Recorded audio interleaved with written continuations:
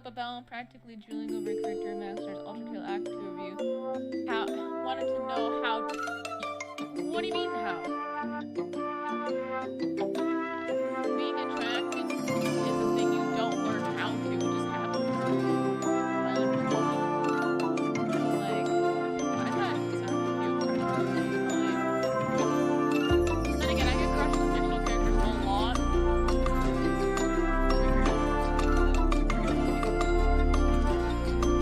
What do you mean, Trent?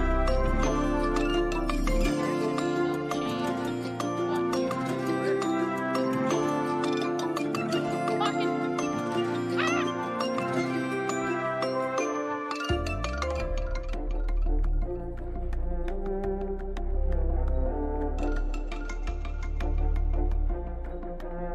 Does he want to vibe again? He can vibe.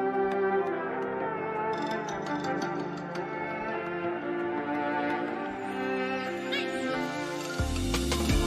Yeah, I mean, you can't really train yourself to be attracted to a thing. It just happens. You either feel attracted to it or you don't.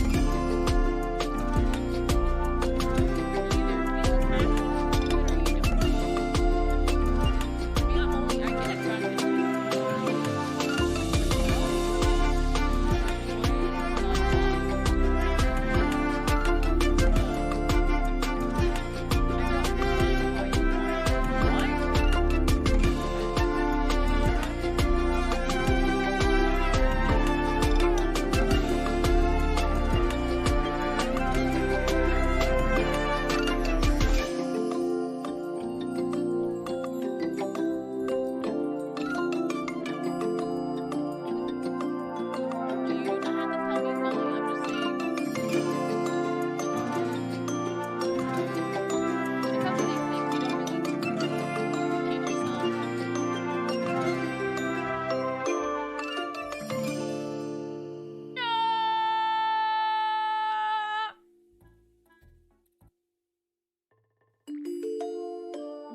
And you're never dumb. What do you mean? You're just learning things. There's nothing wrong with that's not being dumb. Yeah. Learning about yourself. Learning yourself is never dumb. Never say it's not dumb. How about a hard time don't make that same mistake again? There we go. She's progressing through life now.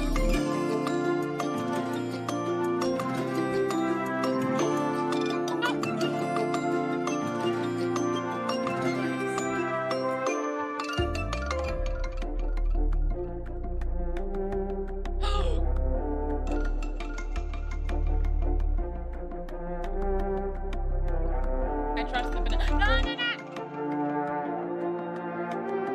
That's so unfair. You want to get why she was wearing this?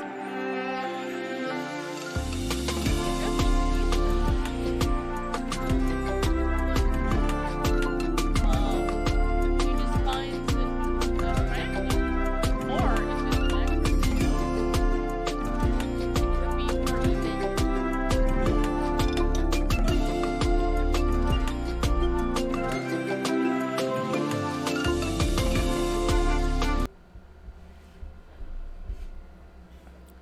What's up, everyone? It's your favorite neighborhood pirate wolf boy, Silver D Fang, saying, how's it going? So, I'm in vague about it, but I am finally doing the project I've been wanting to do since I started streaming, which is showing off acting skill. Not my acting skill per se, that is going to happen today, but more just like characteristics, little tidbits, little things that I picked up in a decade of being an actor. And if you're being like, oh, Silver, you're breaking my immersion. Nuh-uh. My backstory is I was a wolf who performed in Hollywood, then got kicked to the curb when he was too old, found a sea captain, saved the sea captain with a magic wish, turned into a bipedal wolf, and now is a pirate. So, suck it, this still fits. Canon. But yeah, going back to the topic. So today I'm doing monologues, but over time I hope to do streams like this with other people, breaking down kind of like where their thought process is, and like doing different types of scripts. Today we're going to be looking at monologues, and we're going to be looking at an element called a cold read.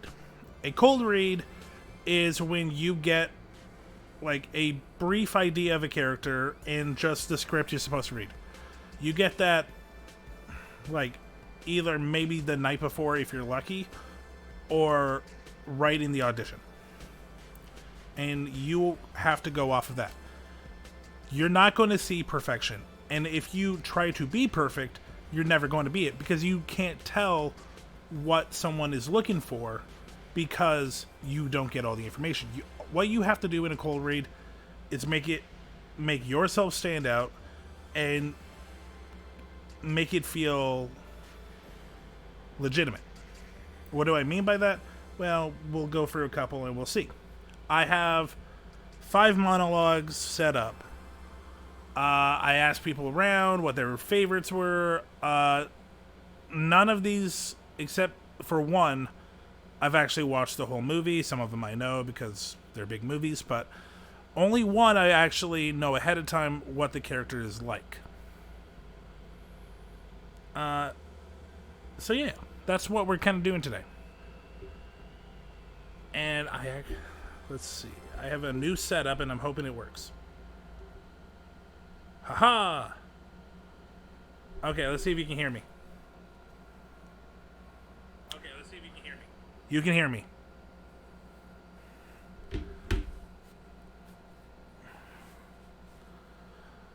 I'm gonna go back here for a second because I'm still a scuff streamer, in the aspect of I don't know how to hotkey when to change the images. I have it on a slideshow, all of the monologues, but I did figure out how to pause it when I'm not on it, and I do have it on a little bit of a timer.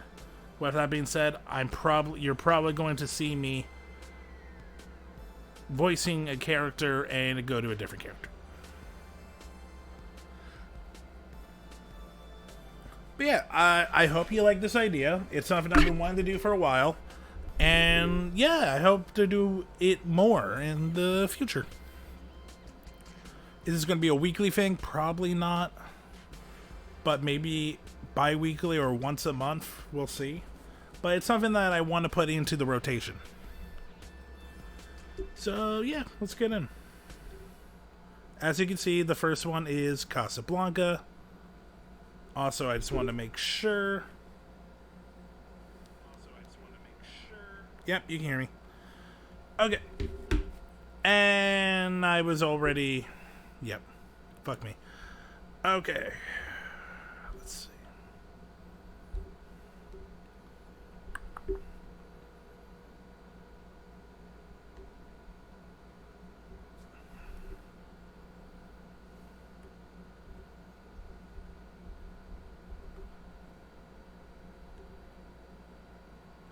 Okay. I put the timer on for a lot longer.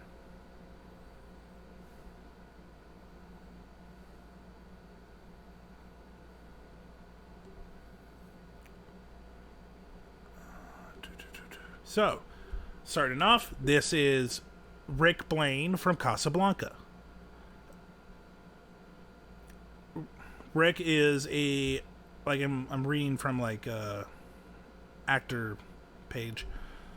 Rick is the owner of a club in Morocco, and it is during World War II, I believe. And in this monologue, he's talking about a former flame that just showed up out of nowhere. And from the looks of it, it looks like this is at like maybe close to the end. I don't know. He's talking to her after probably a night in, in affection. So, looking at it, we got a rugged guy during wartime, expac, so probably tired of the U.S. Nightclub owner, so probably probably charming, but also hides. But all that charm is skin deep. Under it is all depression and not angst, but depression and like gruffness. That's not gruff. That's George Clooney. I'm just curious. Can I go back here? No.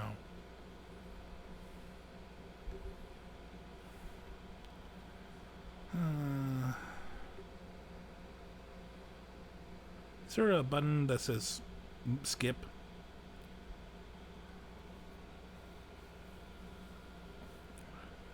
No, I don't want to do that. That sounds scary. Well, while we're doing this.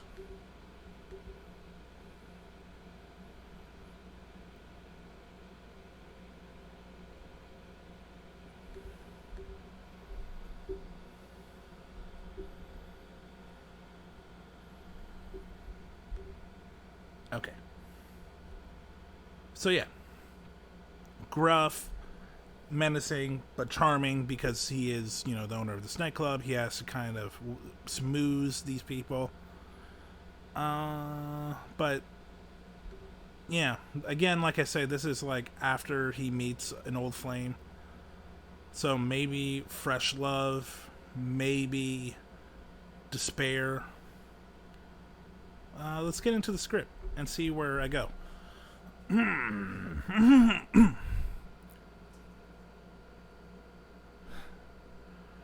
Last night we said a great many things.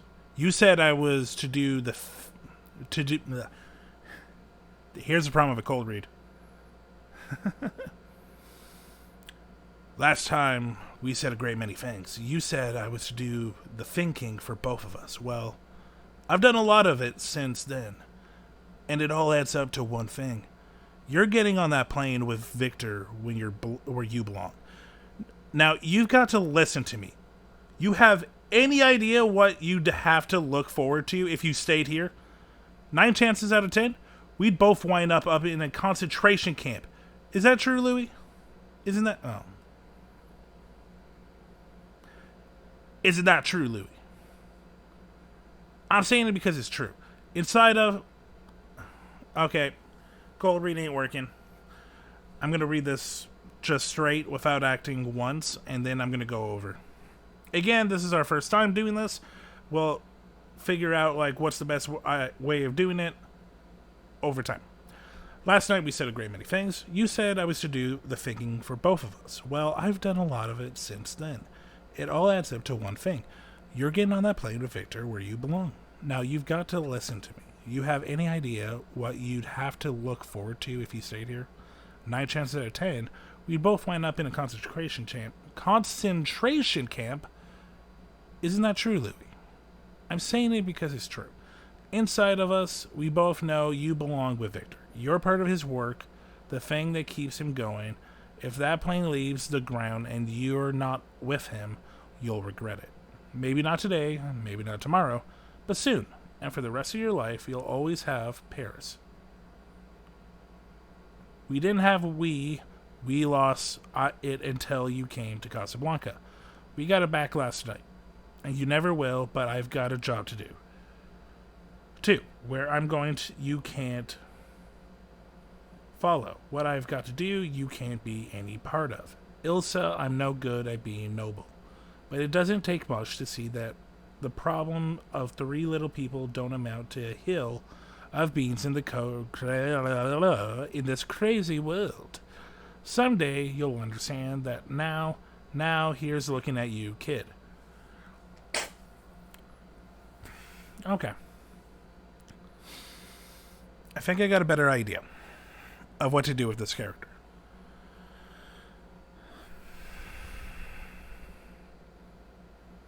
Last night, we said a great many things. You said I was to do the thinking for both of us. Well, I've done a lot of it since then. And it all adds up to one thing. You're getting on that plane with Victor where you belong. Now, you got to listen to me. You have any idea what you have to look forward to if you stayed here? 9 chances out of 10, we'd both wind up in a concentration camp. Isn't that true, Louis? I'm saying it because it's true. Inside of us, we both know you belong with Victor. You're part of his work, the thing that keeps him going. If that plane leaves the ground and you're not with him, you'll regret it. Maybe not today, maybe not tomorrow, but soon and for the rest of your life, we'll always have Paris. We didn't have a we. We lost it until you came to Casablanca. We got it back last night. And you never will.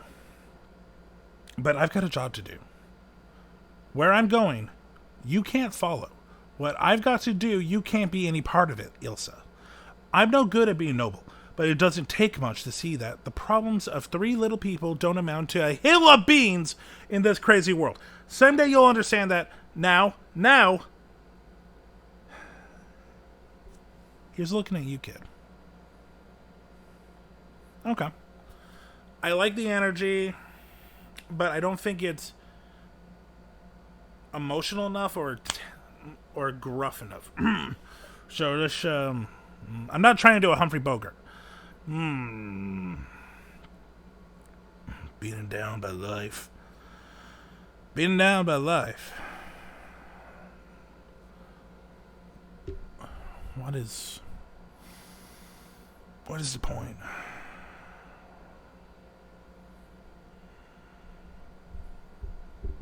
I gotta keep going. If I don't do what I do, a lot of people's gonna get hurt.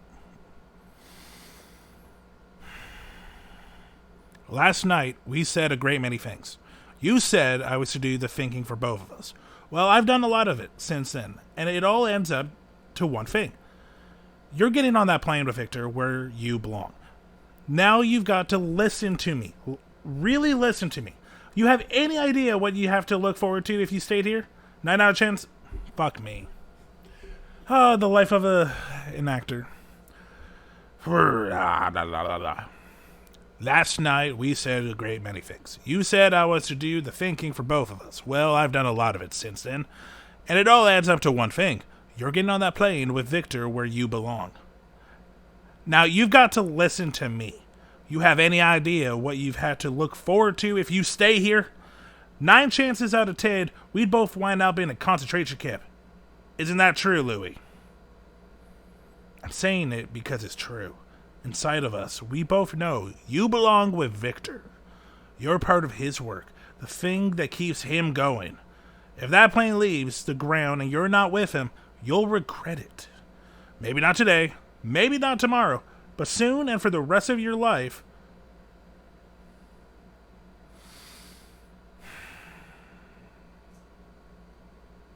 We'll always have Paris. We didn't have we. We lost it until we came to Casablanca. We got it back last night. You never will, but I've got a job to do. Where I'm going, you can't follow. What I've got to do, you can't be any part of, Ilsa.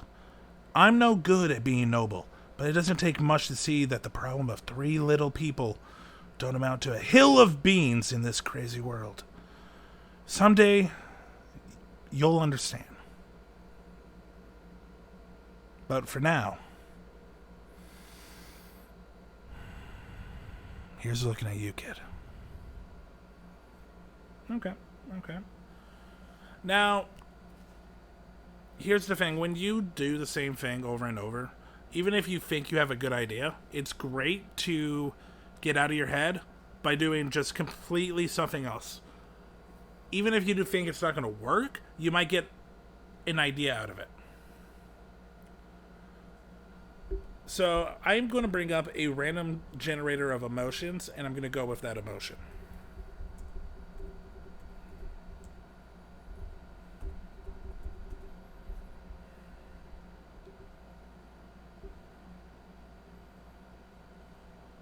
Okay. So I got joy. That's going to be interesting with this one. Okay. Ooh. Ha. Yeah. Last night we said a great many things. You said I was to do the thinking for both of us. Well, I've done a lot of it since. And it all adds up to one thing. You're getting on that plane with Victor where you belong. Now, no. You've got to listen to me. You have any idea what you have to look forward to staying here? 9 chances out of 10, we both wind up in a concentration camp. Isn't that true, Louis? Yeah. I'm saying it because it's true. Inside of us, we both know you belong with Victor. You're part of his work, the thing that keeps him going. If the plane leaves the ground and you're not with him, you'll regret it. Maybe not today, maybe not tomorrow, but soon, and for the rest of your life. Look, we'll always have Paris. We didn't have we. We lost it until you came to Casablanca. We got it back last night, and you never will, but I've got a job to do. Where I'm going, you can't follow. What I've got to do, you can't be any part of, Ilsa. I'm no good at being noble, but it doesn't take much to see that the problem of 3 little people don't amount to a hill of beans in the crazy world. Someday you'll understand that. Now, here's looking at you, kid. Bow, bow, bow, bow, bow, bow. So dumb. But that's the fun of performing. Do I think this character you're looking at would ever do something like that? Absolutely not. But the point is to get the energy, get a different flow, not get stuck in your head. Okay, now with that being said, let's do it one more time with what we think it should go. Shaky, shaky, shaky.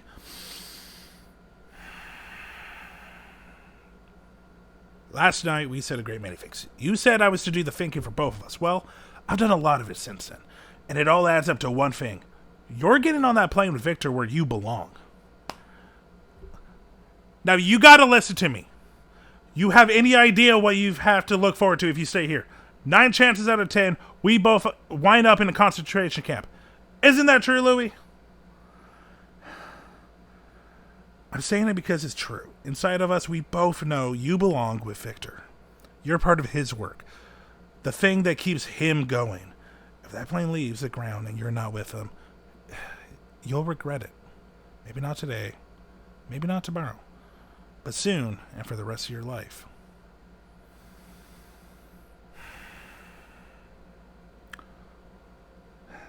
We'll always have Paris. We didn't have we. We lost it until you came to Casablanca. We got it back last time. And you never will, but I've got a job to do. Where I'm going, you can't follow what I've got to do. You can't be a part of Ilsa. I'm not good at being noble, but it doesn't take much to see that the problem of 3 little people don't amount to a hill of beans in this crazy world. Someday you'll understand that. But for now, here's looking at you, kid. I would be proud of sending that in. If I was in the 1930s and I did that in front of an audition, I would be happy. I would not get it because Humphrey Bogart has brand recognition, and this is the 1930s where names matter than anything, but I digress. Okay, so that's Casablanca. That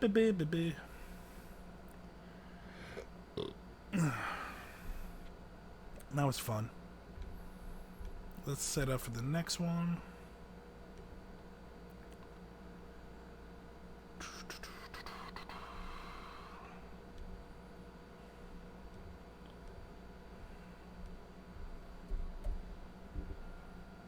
Whoop, that doesn't work.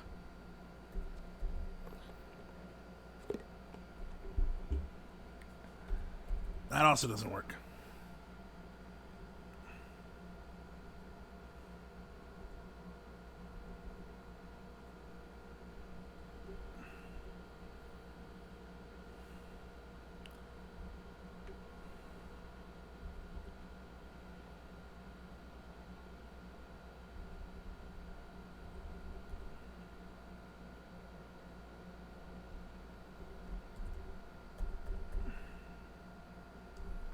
Okay.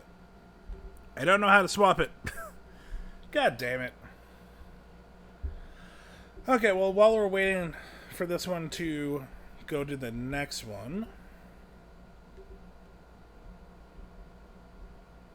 let's get set up. So, the next one is from the movie Up in the Air, We are playing a character called Ryan. From the little bit that I got from him, he is a salesman. He's a swindler. I believe Up in the Air is about him going, like, because he spent a lot of time in airports and in planes, going city to city. Okay, so we're looking at someone that's probably beaten down a little, but is a great swindler, someone that knows how to charm people in a crowd, knows how to get his product flowing. Oh! Oh, hello. Hello, Dakota Redheart and Raiders. How's it going? My name is Silver D Fang. I am a pirate wolf boy, and I am going back to my roots today. I am doing monologues. I've been an actor for 10 years, and I am giving tips. I am giving little tricks and doing monologues.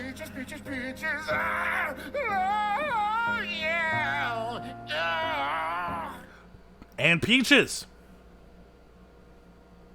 So, the one actually we're just about to get set up is what you're looking at right now. It is Up in the Air. We play a character named Ryan. Do what you want, cause a pirate is free. You are a pirate! You're our favorite indeed. Being a pirate is our right to be. Do what you want, cause a pirate is free. You are a pirate! That's fun. Please don't abuse it, but thank you. I'm going into a cold read. We're going to read it once, and then we're going to try to see what we might get out of it, what I might think is a good characteristic for this, and then we'll do some goofy stuff. So, here is like the first read of this monologue from Up in the Air. Again, most of these movies I don't know. I got them from other people because I wanted to be as cold as possible. Yeah. How much does your life weigh? Imagine for a second that you're carrying a backpack. I want you to feel the straps on your shoulders. You feel them? I want you to pack it with all the stuff that you have in your life. You start with the little things, the shelves, the drawers, the knickknacks, collectibles. Feel the weight as that adds up. Then you start adding larger stuff, clothes, tabletop appliances, lamps, lines, and your TV. That backpack should be getting pretty heavy. Now you go bigger. Your couch, your bed, your kitchen table, stuff it all in there. Your car, get it in there. Your home, whether it's a studio apartment or a 2-bedroom house, I want you to stuff it in that backpack. Now try to walk. It's kind of hard, isn't it? That is what we do to ourselves on a daily basis. We weigh ourselves down until we can't even move. And make no mistake, moving is living. Now I'm going to set that backpack on fire. What do you want to take out of it? Photos? Photos are for people who can't remember. Drink some ginkgo and let the photos burn. In fact, let everything burn. And imagine waking up tomorrow with nothing. It's kind of exhilarating, isn't it? That is how I approach every day. Okay, so this guy is a swindler. He is a self-help guru. He feeds on people's insecurities. Okay, I can have fun with this. I like this. Okay, so let's try to build a character. Okay, looking at him. Well, right now that's Emmett from Lego. God damn it. Yeah. Lurk, clean. I appreciate it. Hang out. This is a new project. This is the first time I've done this, but it's something I want to do like maybe once a month because I miss performing, and this isn't really full on performing. And I do plan later to bring people in, but this is the first one, so I just wanted to test it out. But yeah, okay, so 40s is the age range that I'm getting from this page. Suave, smartly dressed businessman. Okay, this speech is to a group of business people. Okay, that changes a little bit. Okay, so try to talk to them a little bit like they're in on the joke. Haha. Hello, everyone. Welcome to my TED Talk. How are you doing today? Woo!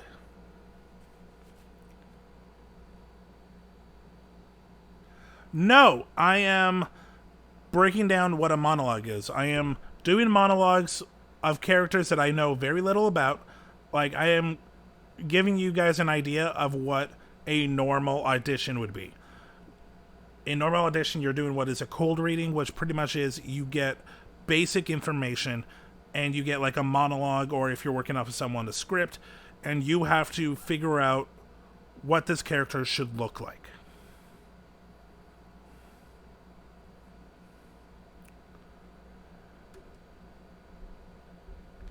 And then I'm doing little, after I read it once, I have a random emotion generator, and I am going to randomize, and I'm going to play the script in that emotion.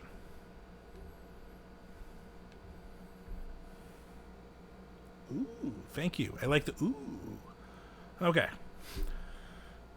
How much does your life weigh? Imagine for a second that you're carrying a backpack. I want you to feel the straps on your shoulders. You feel them? Yeah. I want you to pack it with all the stuff that you have in your life. You start with the little things, the shelves, the drawers, the knickknacks, the collectibles. Feel the weight as that adds up. Then you start adding larger stuff. Clothes, tabletop appliances, lamps, lines, your TV. That backpack should be getting pretty heavy now, and you go bigger. Your couch, your bed, your kitchen table, stuff in it, all in there. Your car, get it in there. Your home, whether it's a studio apartment or a 2-bedroom house, I want you to stuff it all into that backpack. Now try to walk. It's kind of hard, isn't it? Yeah. This is what we do to ourselves on a daily basis.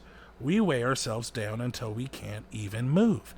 And make no mistake, moving is living. Now I'm going to set that backpack on fire. What do you want to take out of it? Photos? Photos are for people who can't remember. Drink some ginkgo and let the photos burn. In fact, let everything burn. Imagine waking up tomorrow with nothing. It's kind of exhilarating, isn't it? That is how I approach every day. And you too can approach every day with with my book. And okay, that's not in it. But yeah, this is a fun little paragraph. I definitely see him as kind of like that weasel that's booming voice. Everything is more pronounced. Ooh, shiny.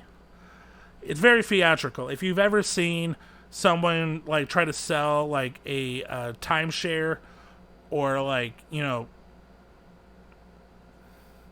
or like a new car, they all give that bravado. I can help you. I have the secret. Woohoo. Okay. Let's randomize the emotion. Okay, this is going to be interesting. The random emotion is passion. Okay.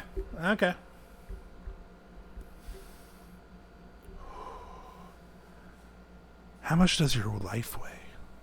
Imagine for a second that you're carrying a backpack. I want you to feel the straps on your shoulders. You feel them? Yeah. I want you to pack it with all the stuff that you have in your life. You start with the little things, the shelves, and the drawers, the knickknacks, collectibles. Feel the weight as that adds up. Then you start adding larger stuff, clothes, tabletop appliances, lamps, linens, your TV. That backpack should be getting pretty heavy now, and you go bigger. Your couch, your bed, your kitchen table, stuff it all in there. Your car, get it in there. Your home, whether it's a studio apartment or a 2-bedroom house, I want you to stuff it all into that backpack. Is that passion? I don't know. Now try to walk. It's kind of hard, isn't it? This is what we do to ourselves on a daily basis. We weigh ourselves down until we can't even move. And make no mistake, moving is living. Now I'm going to set that backpack on fire. What do you want to take out of it? Photos? Photos are people you can't remember. Drink some ginkgo and let the photos burn. In fact, let everything burn. And imagine waking up tomorrow with nothing. It's kind of exhilarating, isn't it? That is how I approach every day. Didn't think I was going there today. But, yeah, this happens.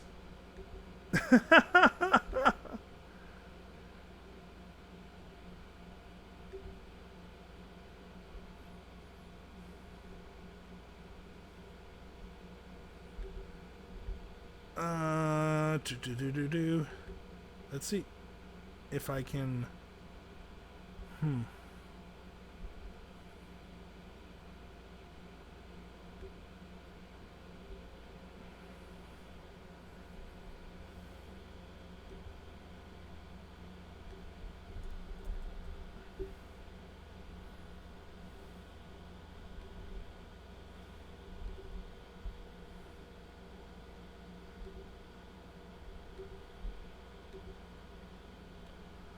Okay. So let's have it on here when we do the final one. Now that we got kind of what we think of and we get out of our comfort zone and do something a little bit more silly, what do we end up with? What is the performance we put in? What do we show people? Well, let's see. How much does your life weigh? Imagine for a second that you're carrying a backpack. I want you to feel the straps on your shoulders. You feel them? I want you to pack it with all the stuff that you have in your life. You start with the little things, the shelves, the drawers, the knickknacks, the collectibles. Feel the weight as that adds up. Then you start adding larger stuff. Clothes, tabletop appliances, lamps, linens, your TV. That backpack should be getting pretty heavy now. And then you go bigger. Your couch, your bed, your kitchen table. Stuffing it all in there. Your car, get it in there. Your home, whether it's a studio apartment or a 2-bedroom house. I want you to stuff it all into that backpack. Now try to walk. It's kind of hard, isn't it? This is what we do to ourselves on a daily basis. We weigh ourselves down until we can't even move. And make no mistake, moving is living. Now I'm going to set that backpack on fire. What do you want to take out of it? Photos? Pfft. Photos are for people who can't remember. Drink some ginkgo and let the photos burn. In fact, let everything burn. And imagine waking up tomorrow with nothing. It's kind of exhilarating, isn't it? That is how I approach every day.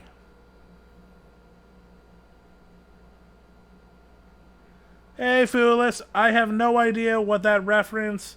Who do you think I am, Felix the Cat? What are you talking about?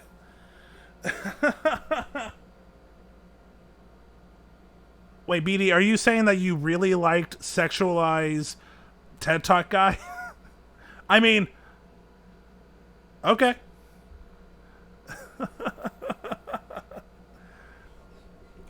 You know what? We all need sexualized TED Talk guy.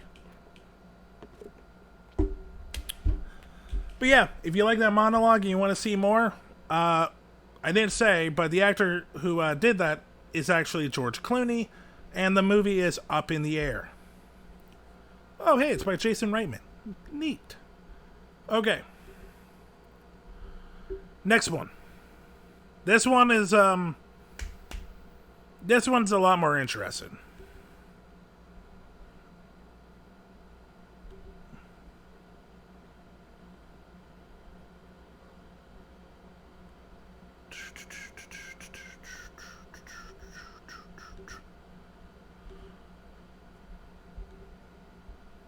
So, I did not know that this movie existed. I asked a coworker of mine on one of the merchants I work with when I go to the port to on my ship.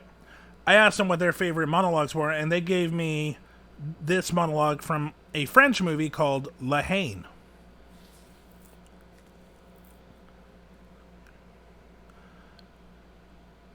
If there's time, Foolish, I will do the Team America. And I don't know how long you've been here, but like I said, I do plan on doing this once a month. So if it's not here, We will do Team America.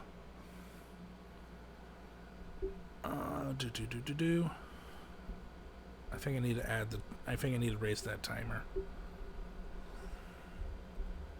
There we go. So yeah, we play as an old dude. If from what I know of Lane, it's set in like Paris, like urban area. We follow a lot of like young guys, just trying to live in the world, but they're poor and like always angsty and angry. And these two groups start fighting, and this old guy tries to stop them with an analogy and a story. That's my guess.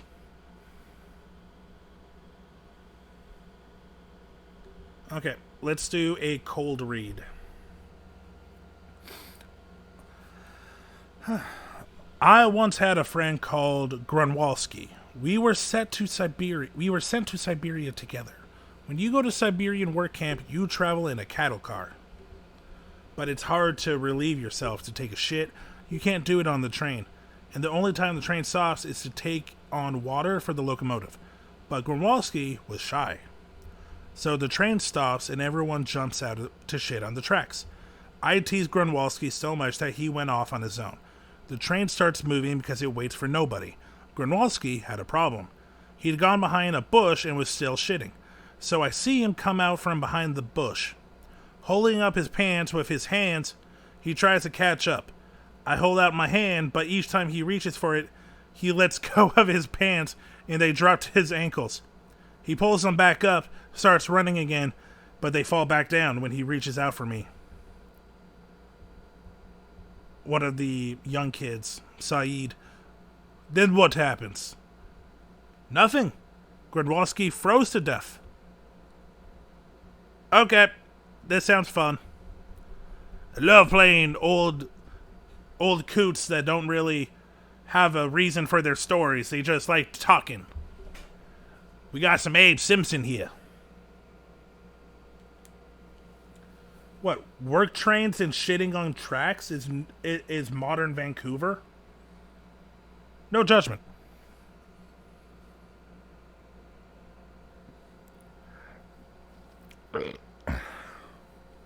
Okay, so what I get out of this is an old man who's seen a lot of shit.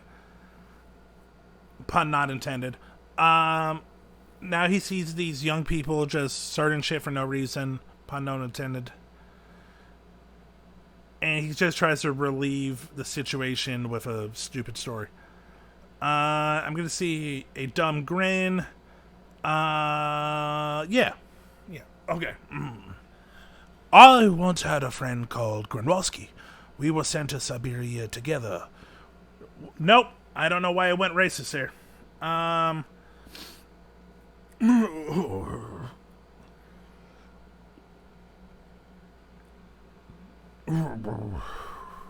once had a friend called Grunwalski.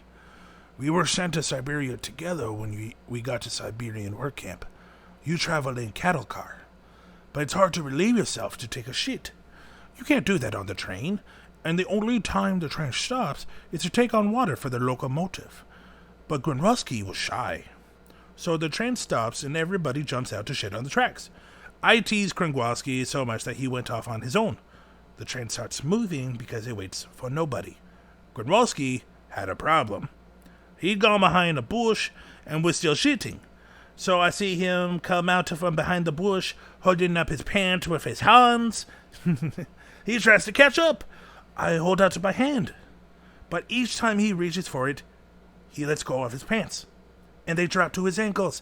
He pulls them back up, starts running again, but they fall back down when he reaches out for me.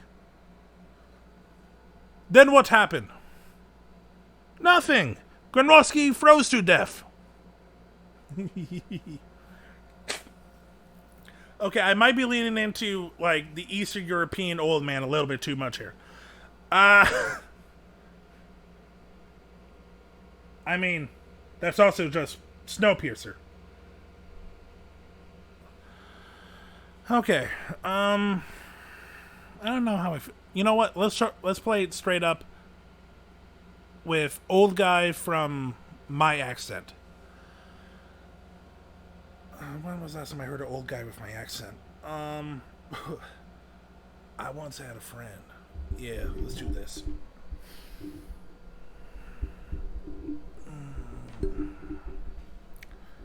Leaning back, getting all comfy like. I don't care about life anymore. I once had a friend called Grunwalski. We were sent to Siberia together. When you go to Siberia work camp, you travel in a cattle car. But it's hard to relieve yourself, to take a shit.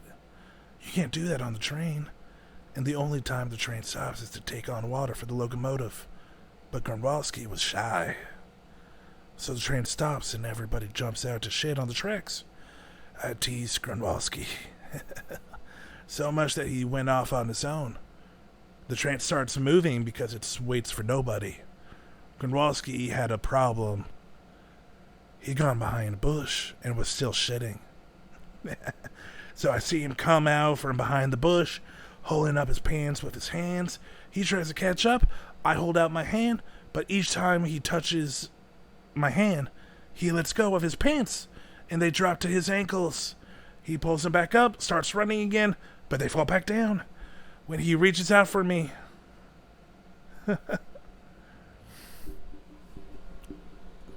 then what happened? Nothing. Grunwalski froze to death. Oh, good times, good times.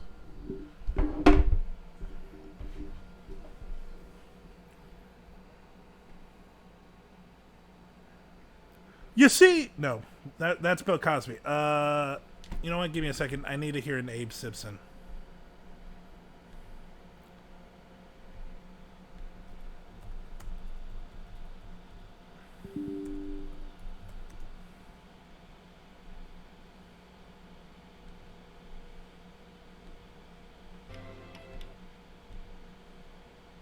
We can't bust heads like we used to, but we have our ways.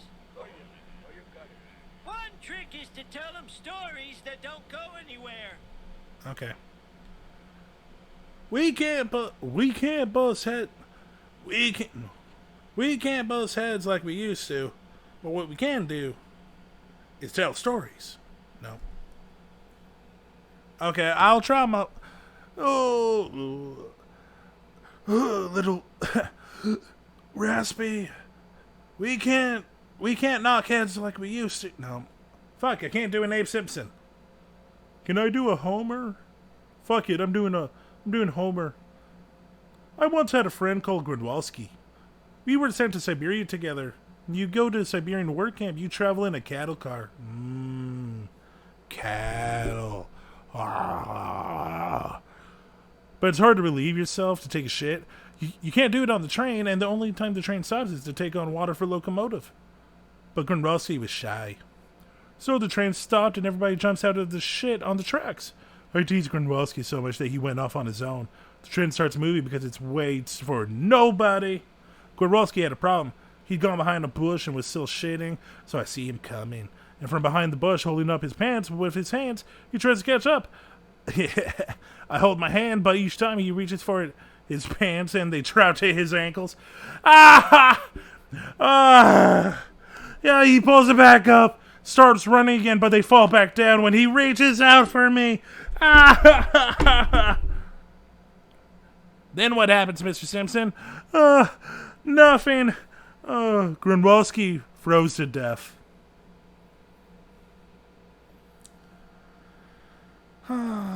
Okay, let's get a random emotion. Nope. Nah.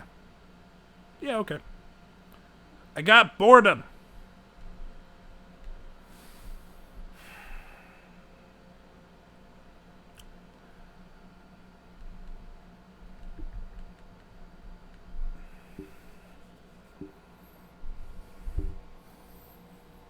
I once had a friend called Grunwalski. We went to Siberia together. We'd go to Siberian work camp. You travel in a cattle car. You're trying to relieve yourself. To take a shit. You can't do it on the train. The only time the train stops is to take on water for the locomotive. But Grunwalski was shy. So the train stops and everyone jumps out of their shit on the tracks. They tease Grunwalski, whatever.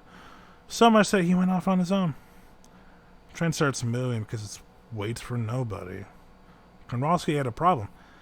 He'd gone behind a bush and was still shitting. So I see him come out from behind the bush. Oh. Holding up his pants with his hands. He tries to catch up. I hold out my hand. So, whatever. But each time he reaches out for it, he lets go of his pants and then drops his ankles. He pulls it back up, starts running again. But they fall back down when he reaches out for me. Then what happens? Nothing. Grunwalski, I don't know, froze to death. I kind of like that better. I want bored French people. Bored French people sound fun. Okay, final time. I once had a friend called Grunwalski. We were sent to Siberia together. When you go to a Siberian work camp, you travel in a cattle car. But it's hard to relieve yourself to take a shit. You can't do that on the train. And the only time the train stops is to take on water for the locomotive.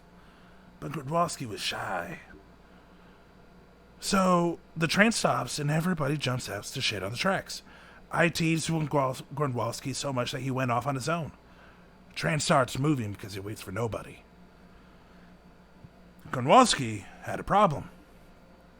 He'd gone behind a bush and was still shitting.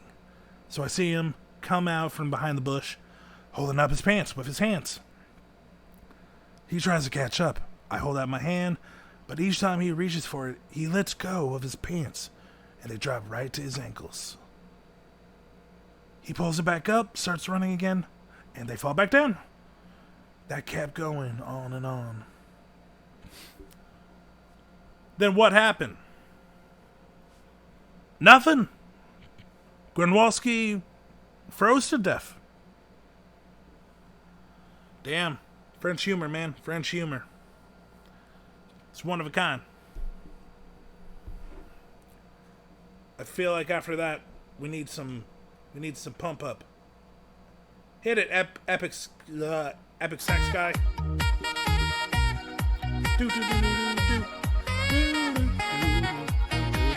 This does look like an old man that would shit on a track.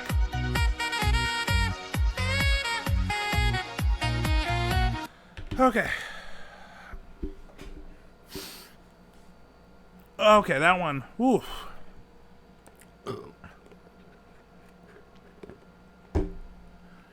That one was exhausting. The next one is going to hurt me. I just know. Let's get it set up. Welcome back, Dakota. I know you never left, but still.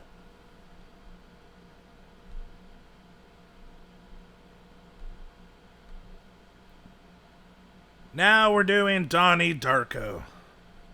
So, I've never seen the movie. Again, the same merchant brought up the beginning of Donnie Darko. I do know a little bit of the character because it's one of those iconic movies. If I remember right, this guy... Is that Jake Gyllenhaal? Yeah, it's Jake Gyllenhaal. Jake Gyllenhaal plays a high school student with, like, some kind of medical disease, like schizophrenia.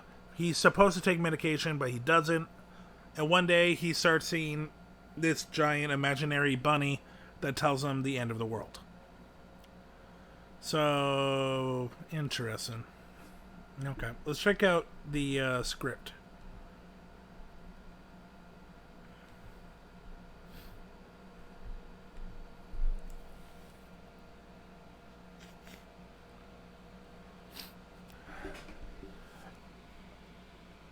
Okay, so I do get a little bit of a breakdown because I am reading this from, like, an actual script.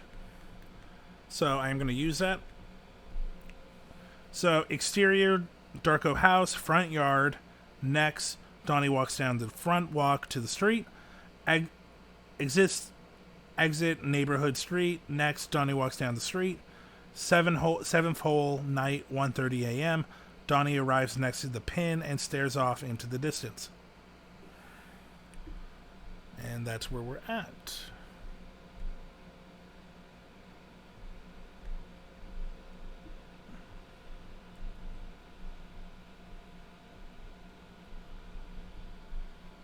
Hell of a night for a walk. Huh, Donnie? Donnie stares off into the distance. Tonight is a very special, Donnie. What? I've been watching you. Do you believe in God, Donnie? Donnie doesn't answer. He holds his stomach, taking deep breaths.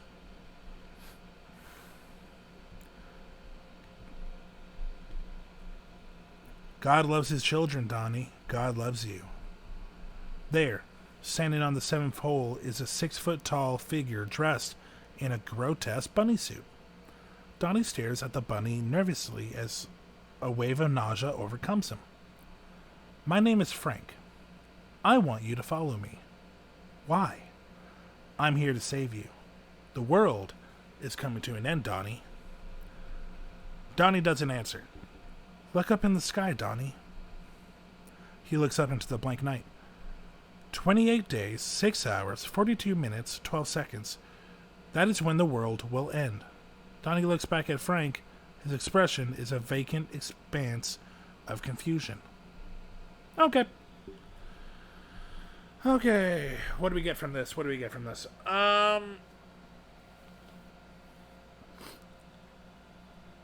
I'm thinking that Frank kind of sounds like Donnie, because I'm going to say that Frank probably is like a part of Donnie's psyche. So I'm going to try to play both of these characters with little differences, but a same base.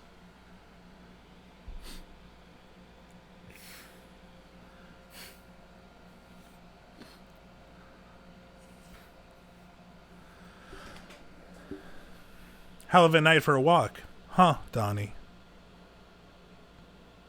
Tonight is a very special, Donnie.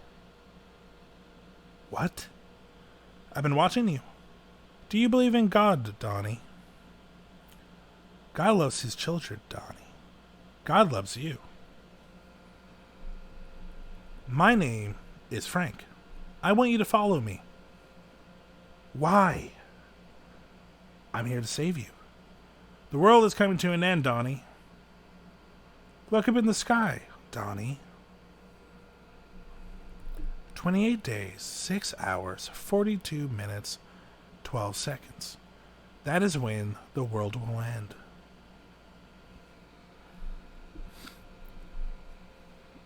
And then Donnie's like, what? What do you mean? No, I have nothing like that. It goes to a different scene. Yeah.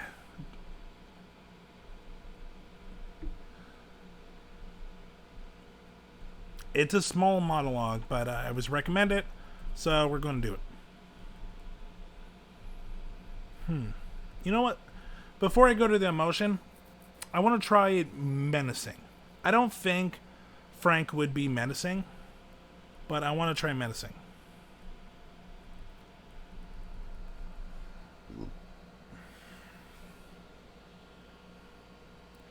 Hell of a night for a walk.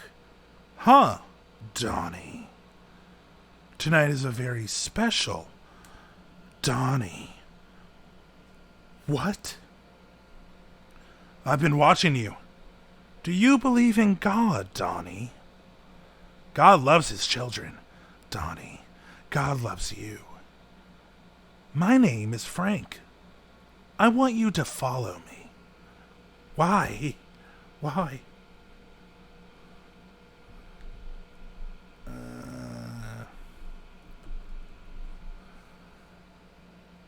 I'm here to save you. The world is coming to an end, Donnie. Look up in the sky, Donnie. 28 days, 6 hours, 42 minutes, 12 seconds. That is when the world will end.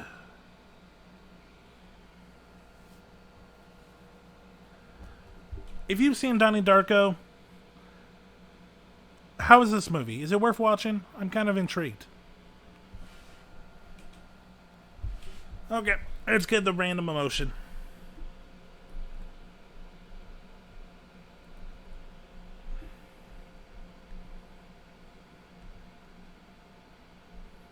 No, we did that one already for Up in the Air.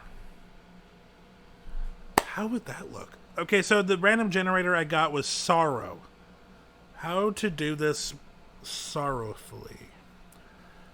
How to do this with a sorrow. Interesting.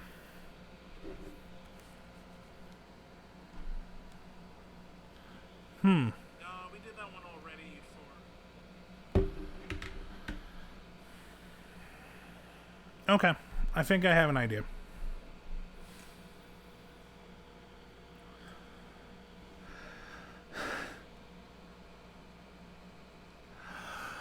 Hell of a night for a walk. Huh, Donnie. Tonight's very special, Donnie. What? I've been watching you. Do you believe in God, Donnie? God loves his children, Donnie. God loves you. My name is Frank. I want you to follow me. Why? I'm here to save you. The world is coming to an end, Donnie. Look up at the sky. Donnie. 28 days, 6 hours, 42 minutes, and 12 seconds. That is when the world will end.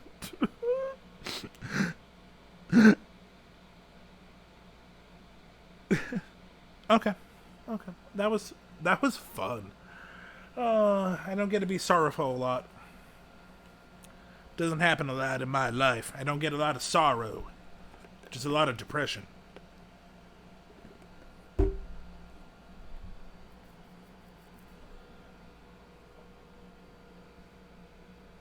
Okay. What do I get from that? What do I get from that raw emotion compared to what I came in thinking the character should be? Do I think it sounds more convincing? No. But do I think that I can get something out of it? Yeah, I do. Okay. Hell of a night for a walk, huh, Donnie? Tonight is very special, Donnie.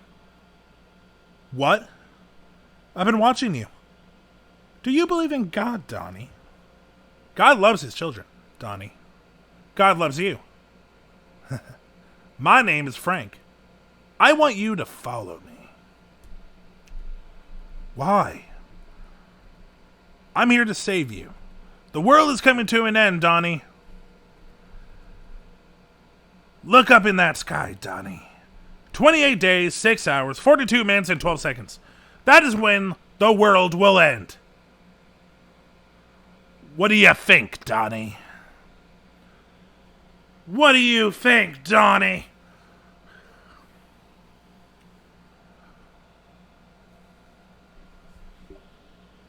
Yeah, I kind of just abandoned the whole idea of like being like artsy and being like maybe Frank is is a part of Donnie. I just went full on like cartoon murderer. Kind of think it's more fun. Yeah, so it's good to be a cartoon murderer. But don't cut that. Don't clip it. I don't need that taken out of context. Okay. Also, look at young Jake Gyllenhaal. Does that man age? Like, I think except for his haircut, it's pretty much the same.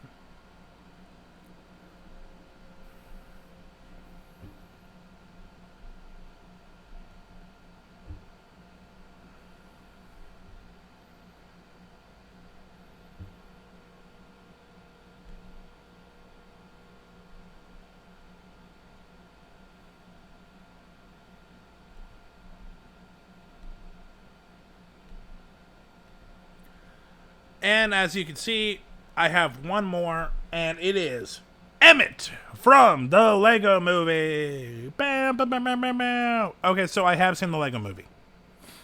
I wanted an animation. I looked for scripts. Apparently, it's a lot harder than you think. I found this one, and I don't remember the scene. Like, I think I have it confused for another scene. So I think it still works. So, from what I remember, Emmett is kind of like the default Lego guy. He goes with the flow. He isn't super creative. He just enjoys his normal, mundane life. And that's it.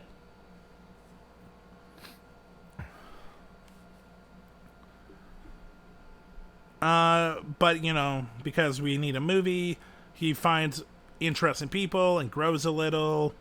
But he still has that kind of level 0 CPU vibe. Also, I missed it, but someone followed me and I can't find it. Thank you for the follow. I super appreciate it. Also, Foolish, if you're still here, I forgot to do it, but Dakota Redheart actually rated me.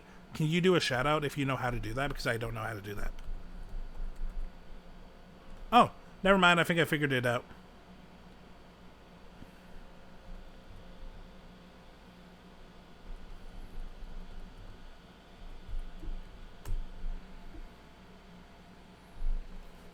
Sorry it took me a while. I was kind of in the middle of performing. And I just remembered to do that. I hope it still helps. I hope it still, you know, does something.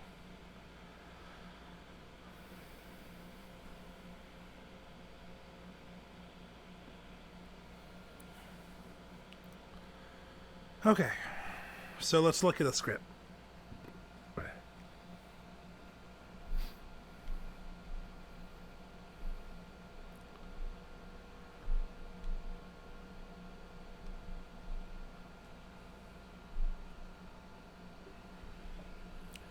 Yes, it's true. I may not be a master builder. I may not have a lot of experience fighting or leading or coming up with plans or having ideas in general. In fact, I'm not all that smart, and I'm not what you'd call a creative type. Plus, generally unskilled, also scared and cowardly. I know what you're thinking. He is the least qualified person in the world to lead us, and you are right. Well, that's actually a lot shorter than I expected. I think after this, Abe Lincoln like flies off. It's a fun scene. Okay. What do I want? Okay, I think I am going to go someone that is confident in the bullshit he's saying, even though the bullshit he's saying is how he is unqualified for everything. Yes, it's true. I may not be a master builder. I may not have a lot of experience fighting or leading or coming up with plans or having ideas in general. In fact, I'm not all that smart. And I'm not what you call a creative type. Plus, generally unskilled. Also scared and cowardly. I know what you're thinking. He is the least qualified person in the world to lead us. And you know what? You are right. I feel like I need like emotional music behind me, being like bam, bam, bam, bam, bam, bam, bam, bam. Note to self: find background music. You know what? We have time. No, I don't have any music in mind or downloaded. Okay.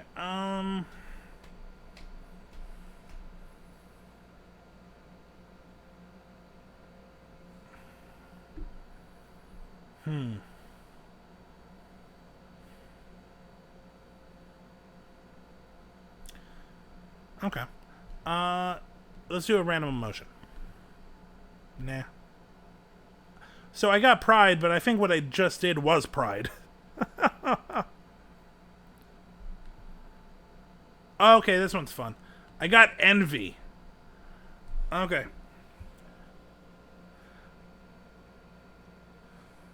Yes, it's true. I might not be a master builder. I may not have a lot of experience fighting or leading, coming up with plans. God, lucky motherfuckers. Or having ideas in general. In fact, I'm not all that smart. And I'm not what you'd call a creative type. But also generally unskilled. Also scared and cowardly. Ugh. I know what you're thinking. He is the least qualified person in the world to lead us. And you are right. And I hate it. Marsha, Marsha, Marsha. If you understand that reference, you might be old. Or you're me. And if you're me, can you help me? Because I'm doing terrible. Okay.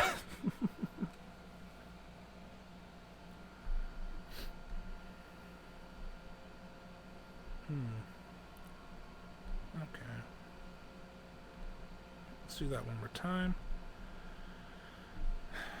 I don't think envy is really the way to play this. This guy is kind of dumb. Not really thinking about everyone around him. Nah, I like dumb bravado. Yeah, it's true. I might not be a master builder. I may not have a lot of experience fighting, leading, or coming up with plans. Or having ideas in general. In fact, I'm not all that smart. And I'm not what you'd call a creative type. Plus, generally unskilled. Also, scared and cowardly. I know what you're thinking. He is the least qualified person in the world to lead us. And you are right. Okay, yeah, that was fun. Okay, so, I thought 5 scripts probably would at least do 2 hours. We're looking at 1 hour and 20 minutes. Okay. Give me a second.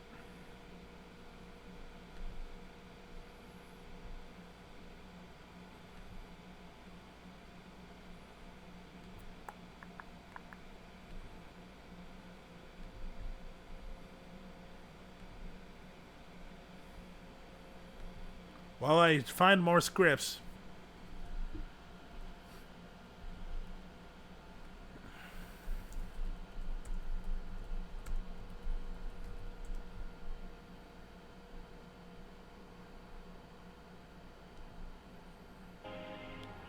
Here's Emmett's speech.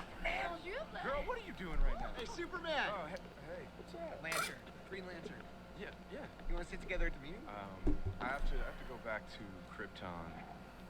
Didn't Krypton blow My up? fellow master builders, including but not limited to Robin Hood, Mermaid Lady, Gandalf, Swamp Creature, 1980-something Space Guy, 2002 NBA All-Stars, and Wonder Woman.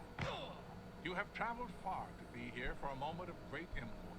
We have learned that Lord Business plans to unleash a fully weaponized Craggle on Taco Tuesday to end the world as we know it. This movie is so much fun. Calm yourself. Green Ninja, Millhouse, Ice Vampire, Michelangelo, and Cleopatra. There is yet one hope. The special has arisen. Have the Emperor step forward. As you wish, Dumbledore. I'm Gandalf. Pronounced Dumbledore. Dumbledore? No, Dumbledore. Thought you said Dumbledore. Vitruvius! All right, you gotta write all that down because I'm not gonna remember any of it, but here we go. The special will now give an eloquent speech.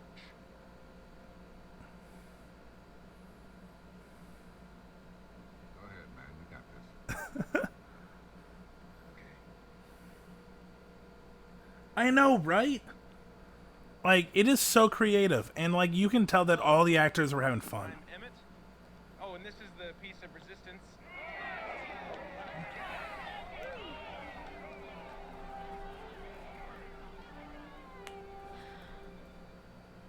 Thank you. Well, I know that I, for one, am very excited to work with you guys. To get into the Octane Tower, find the Craggle, and put this thing on the thing. And I know it's going to be really hard. Really hard?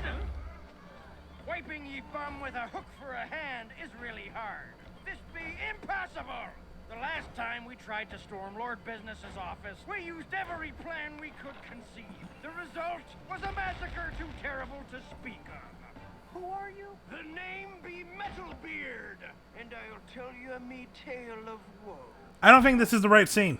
I arrived at the foot of the tower with me hardy master builder crew, only to find the Craggle was all the way up on the infinitieth floor, guarded by a robot army. Oh no, they killed Barry. And security measures of every kind imaginable.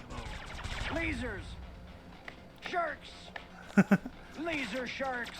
They got freaking. Overbearing assistants. They got freaking laser beams on freaking sharks. Dangerous relics that entrap, snap, and zap. And there be a mysterious room called the Think Tank. I barely made it out of that room with just me head and organs. I had to replace every part of my once strapping, virile pirate body with this useless hunk of garbage ye see before ye.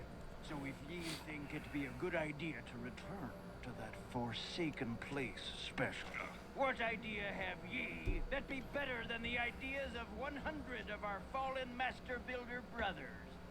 Well, technically I'm not exactly a master builder yet. What? I'm a master builder in training. Please, everyone. That means I get paid with experience. Yes, it's true. I may not be a master builder. Oh, here it is. I may not have a lot of experience fighting or leading or coming up with plans or having ideas in general. In fact, I'm not all that smart. And I'm not what you'd call a creative type. Plus, generally unskilled. Also, scared and cowardly. I know what you're thinking. He is the least qualified person in the world to lead us. And you are right.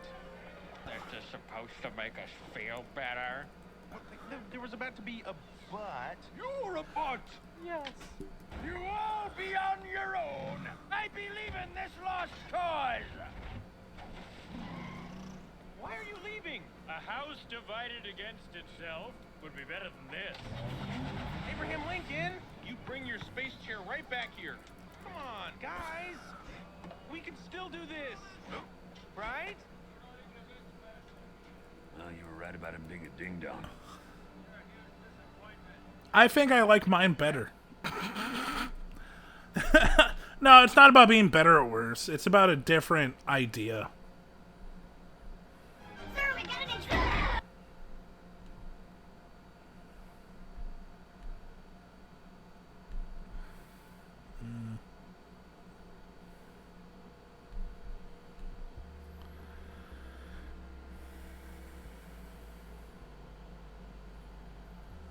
You know what? What are we at? We're at 1:30. You know what? Let's see if I can find the other scenes in. Didn't plan on this, but you know what? Let's see what the experience, what they came up with, what the actors came up with. Let's go backwards. Donnie, Darko, Frank meets Donnie.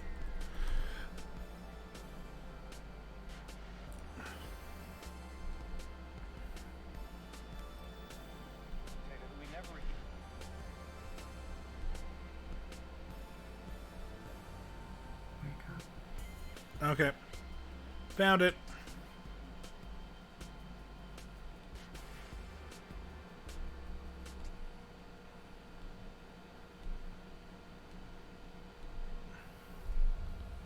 I've been watching you. Come closer. Oh, this is definitely different than what I thought. This is like ethereal. 20 days. 6 hours. 42 minutes.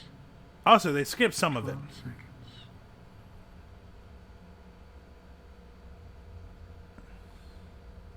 That is when the world will end. Pay close attention. You could miss something. Don't worry. You got away with it. I can do anything I want. So can you. They are in great danger. Do you believe in time travel? Why are you wearing this? I can see why people call it a cult movie.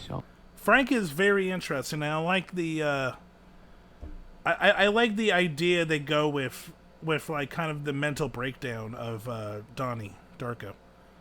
It's kind of interesting.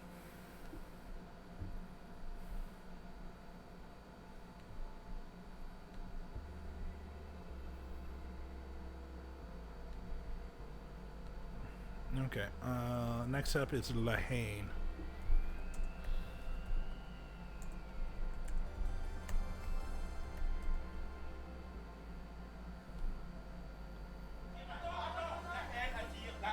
J'ai pas été à l'école hier soir, moi je suis de la rue, moi. Qu'est-ce qu'il y a?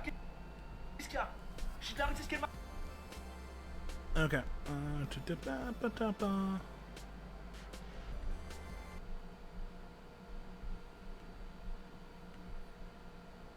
For obvious reasons, this is in French. La haine attire la haine. J'ai pas été à l'école hier soir, moi je suis de la rue, moi. Qu'est-ce qu'il y a? Qu'est-ce qu'il y a? Je suis de la rue, c'est ce qu'elle m'a appris, moi, la rue à moi. Elle m'a appris que tu donnes ta joue, tu peux niquer ta mère et puis c'est tout. Alors tu me laisses, vas-y, bouge. Hé, de quoi tu parles, toi, déconner? Tu viens de braquer un truc avec un plein de flics, tu as pu te faire tuer, lui aussi. Ça fait vraiment du bien de chier un coup. Vous croyez en Dieu? Il ne faut pas se demander si on croit en Dieu, mais si Dieu croit en nous. J'avais un ami qui s'appelait Grunwaldski. On était déportés ensemble en Sibérie. Quand on va en Sibérie, dans les camps de travail, on voyage dans le train à bestiaux qui traverse les steppes glacées pendant 2 jours. I'm just going to say this right now. This dude does the speech way better than me. I'm loving this. C'est que pour se soulager, pour chier, c'est pas possible dans un wagon. Et le seul moment où on s'arrêtait, c'était pour mettre l'eau dans la locomotive. Mais Gorbansky était très pris. Même quand nous devions nous laver ensemble, il était très gêné. Et moi, je me moquais souvent de lui à cause de ça. Donc, le train s'arrête et tout le monde en profite pour aller chier derrière le wagon. Et moi, j'ai tellement embêté Grunwaldski avec ça. Il préférait aller un peu plus loin. Donc, le train repart, tout le monde y sort dedans, car le train, il n'attend pas. Le problème, c'est que Grunwaldski s'est éloigné derrière un buisson. Il n'avait pas fini de chier. Alors, je le vois, il sort de derrière le buisson, en tenant son pantalon dans sa main pour ne pas qu'il tombe. Il a essayé d'attraper le train. Je le tends la main. Mais chaque fois, quand il me tend les siennes, il lâche son pantalon, il tombe sur ses chevilles. Il remonte ses pantalons, il reprend sa course. Et chaque fois, son pantalon il tombe quand il me tend la main. Et alors, après, qu'est-ce qui s'est passé? Rien. Grunwaldski, il mort de froid. I don't know who this actor is, but I love him. That was an awesome speech. Pourquoi il nous a raconté ça? Because it is fun. And you guys shut up. Ouais, j'ai l'adresse, c'est bon, je te rappelle. Hein? Pourquoi il nous a raconté ça?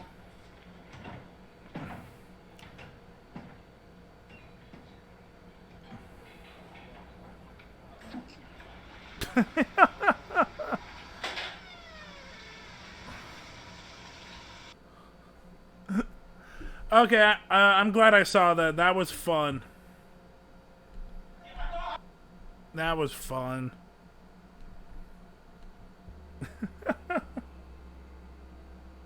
I know, right? He just seems like a fun old man that saw a dude freeze to death with his pants down.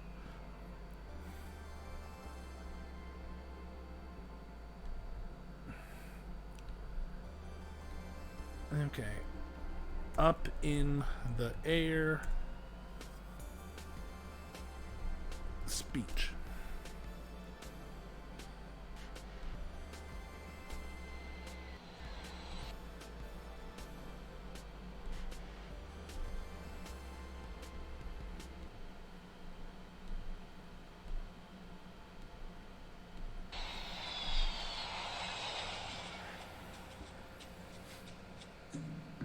Yep, that's Clooney.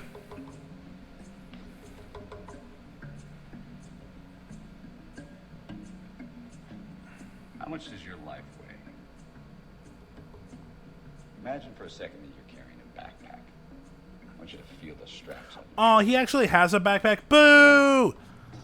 Improvise it, motherfucker. Have some creativity. All the stuff that you have in your life. You start with the little things, the things on shelves, and drawers, the knickknacks, collectibles. Feel the weight as that adds up. You start adding larger stuff. Clothes, tabletop appliances, lamps, linens, your TV. Backpack should be getting pretty heavy now. And you go bigger. The couch, bed, your kitchen table. You stuff it all in there. Your car, get it in there. Your home, whether it's a studio apartment or a 2-bedroom house. I want you to stuff it all into that backpack. Clooney knows how to be charming and weaselly. Now try to walk. This seems awful. It's kind of hard, isn't it? This is what we do to ourselves on a daily basis. We weigh ourselves down until we can't even move. And make no mistake, moving is living. Now, I'm gonna set that backpack on fire. What do you want? The only thing I can think is Photos? he's a guy who is done with his life, and he kind of hates what he does. Let everything burn and imagine waking up tomorrow with nothing. It's fascinating looking at two different people's ideas of what's written on a page. Now this is gonna be a little difficult, so stay with me. That's why I love performing and acting. It's like snowflakes. No two performances can be the same. Start with casual acquaintances, friends of friends, folks around the office.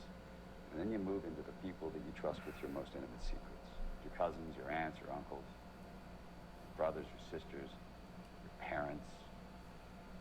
And finally, your husband, your wife, boyfriend, your girlfriend.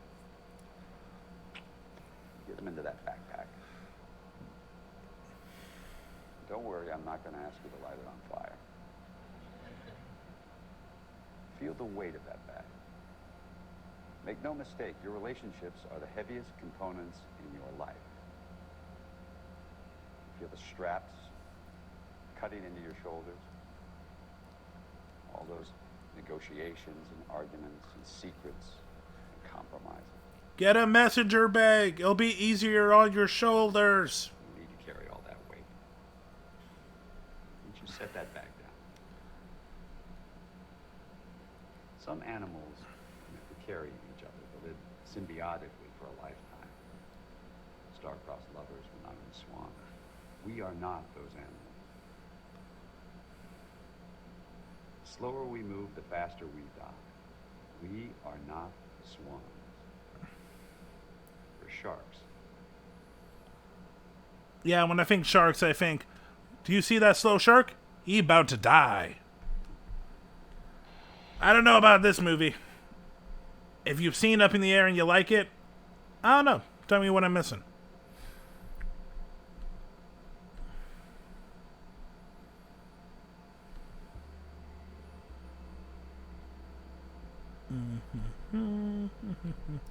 So, most of you weren't here for the first one, but I didn't actually start with Up in the Air. I started with a classic.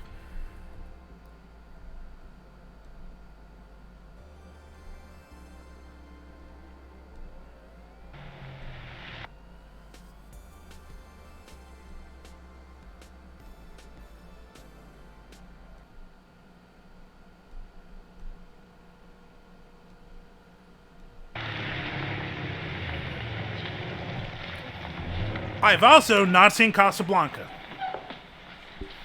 Will you have your man go with Mr. Laszlo and take care of his luggage? Certainly, Rick. Anything you say.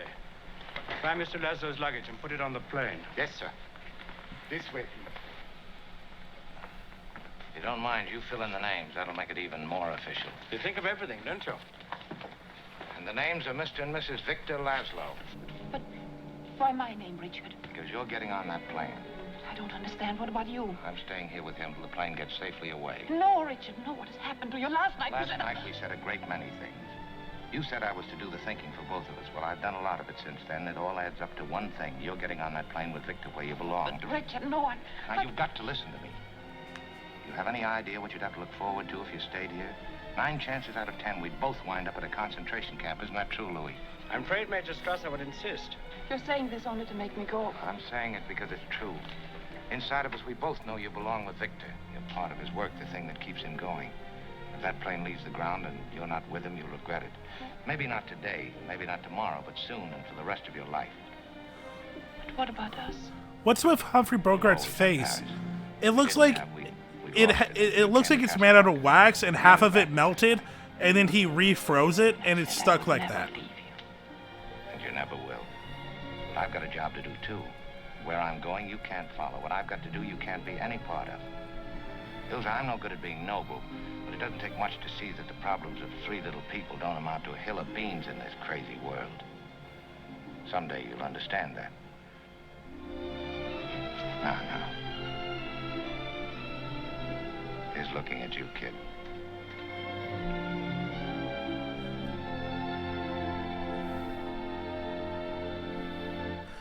It's fascinating seeing these scenes for the first time, or like for a long time, and like after doing all that like performance, it's fascinating because I would have not gotten that. But I also don't have Humphrey Bogart's like sadness, is what I want to call it.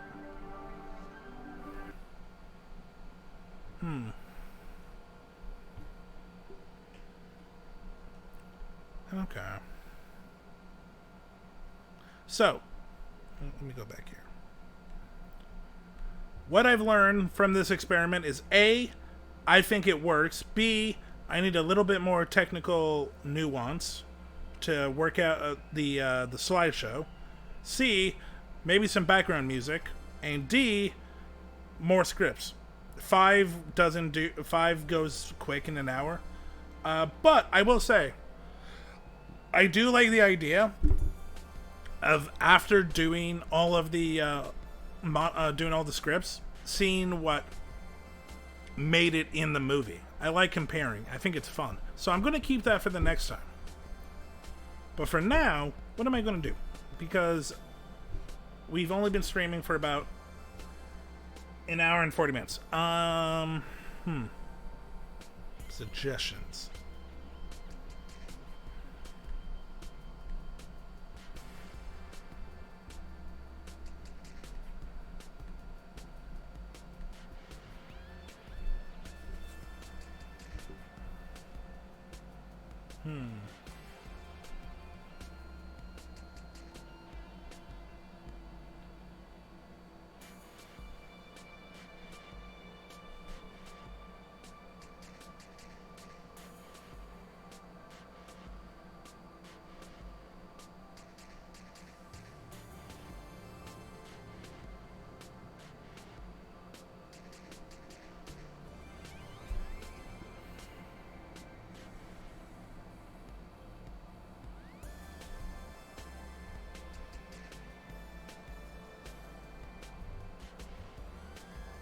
You know what? I have an idea.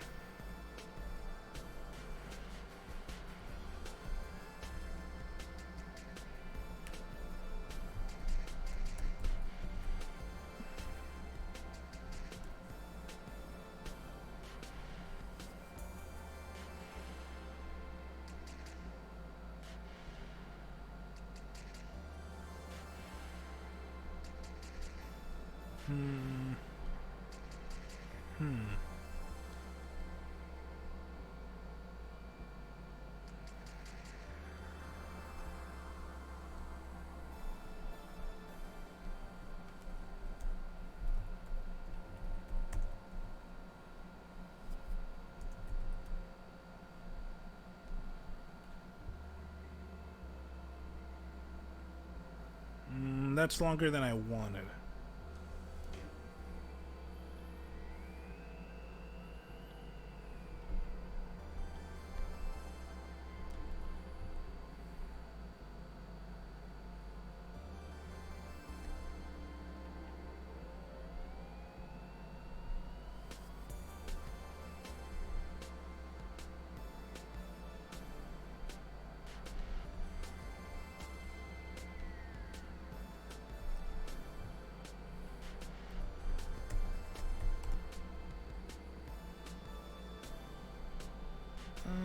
Sorry, I'm going onto YouTube and looking for a video to watch. Because I have ideas.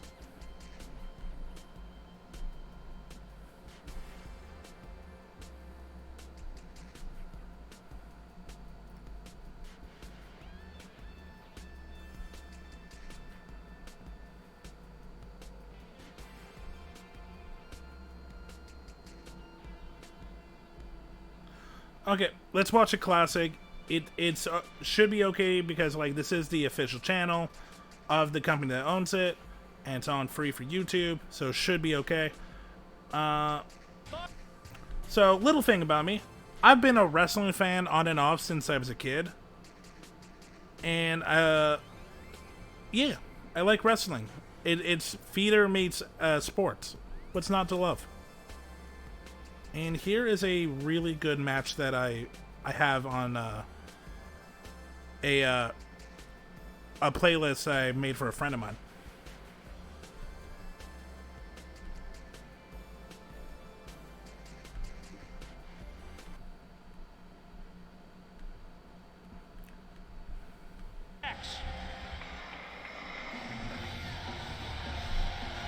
Ladies and gentlemen, this is your opening contest live at TNA's Bound for Glory. Yeah, let's watch some buff dudes do buff shit. Division Championship. This match will be fought to an absolute finish. So, here's the info for you guys. Bound for Glory 2009, the Ultimate X match. From Detroit, Michigan, Chris Sabin and Alex Shelley. Earlier today, the participants and to me, the complexion of this Ultimate X match changed dramatically, Taz. Oh, absolutely. I mean, listen, there was an opportunity during our pre-show for one of these two teams to earn their way into the X Division Championship match for the Ultimate X match. Alex Shelley, Chris Sabin earned a right into the match. And here we have it. I'm glad to know that even professional announcers flub lines. It makes me feel better. Okay, this is a fun story. This wrestler, Suicide, was made for their video game. He was like the in-game character, and they got a wrestler to create his presence. Suicide is only used in TNA. It is TNA's video game mascot. This is how insane wrestling is. A mascot is a full-blown wrestler fighting for a belt. Representing World Elite, Homicide! Well, I'll tell you what, Mike, like it or not, here's my pick right here. This is who's going to leave Irvine tonight. Going to leave Bound for Glory, the new X Division champion. That's Homicide right there. That's a bad dude, bro. I'll tell you one thing, TNA management, they have not been able to control Homicide since he joined World Elite.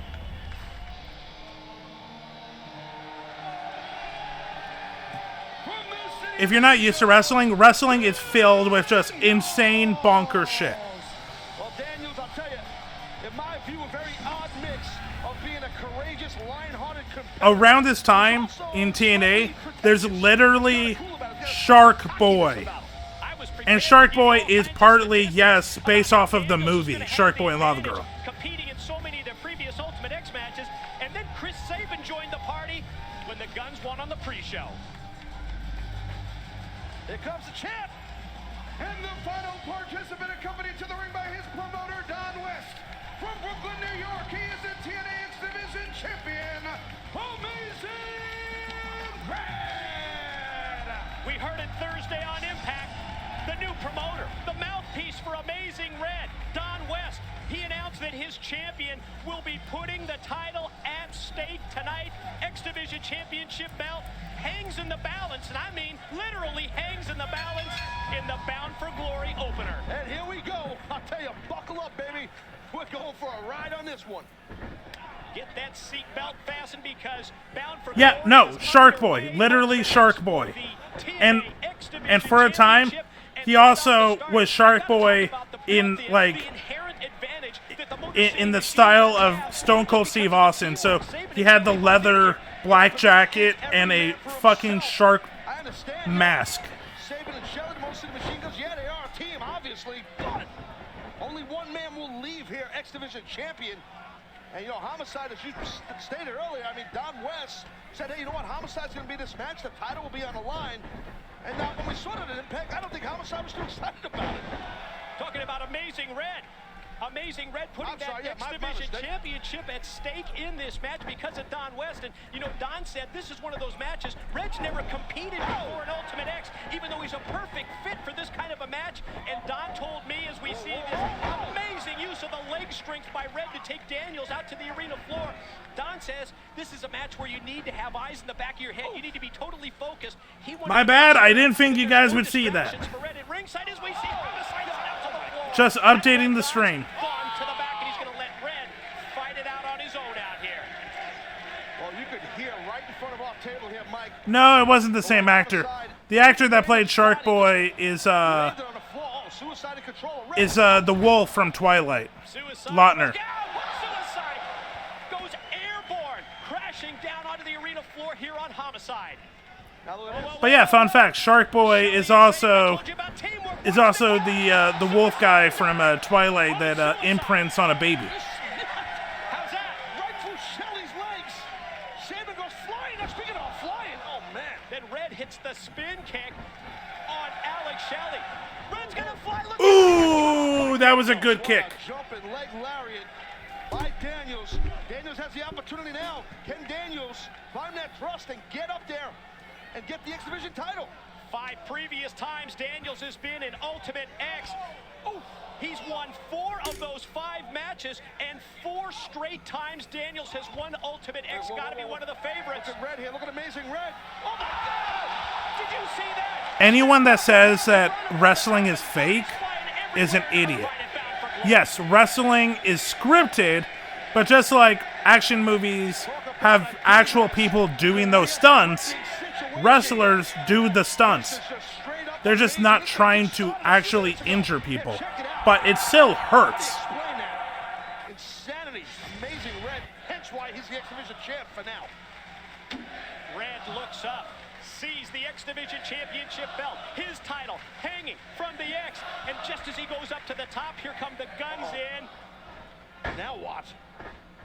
Saban. Whirly bird action. That's the giant swing. Did Shelley catch him with that? Yee. Sure as hell did. Fun. How do these guys think of this stuff? Saban's been there before. This is the 10th Ultimate. From what I've heard, drugs. Saban's been in. He's won 3 of them. As we see the guns and Daniels square off, and Daniels gets the better of it. Daniels always has his composure. A veteran. Watch Homicide. Look at Homicide. While the action's going on, Homicide's going to be a little highway robbery. That's the key. You've got to stay focused. This is what Don was talking about earlier, the concentration that he wanted Red to have. Nobody sees Homicide making his way across that cable high above the ring. I told you. Championship belt in sight. Homicide's going to be the new X Division champ. Look at Suicide. How the hell did Suicide just do that? Suicide springing right up to the cable and cutting down the distance. Ooh! Ooh! That looked awesome. Boom! Nothing to say. Words cannot describe that.